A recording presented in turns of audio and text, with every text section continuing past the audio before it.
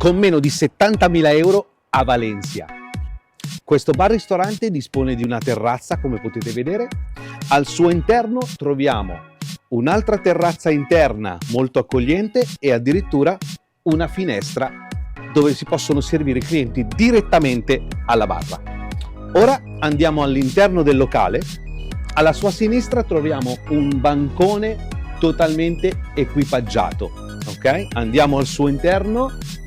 Potete vedere un bancone totalmente equipaggiato. Abbiamo alcolici, un banco bar, ok?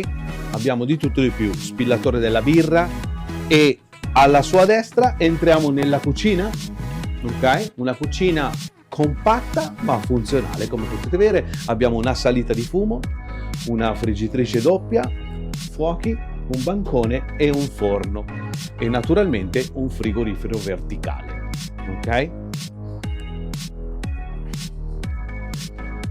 Offrono un menù molto interessante e, come potete vedere, l'afforo interno, quindi la capienza del locale, è fino a 56 persone.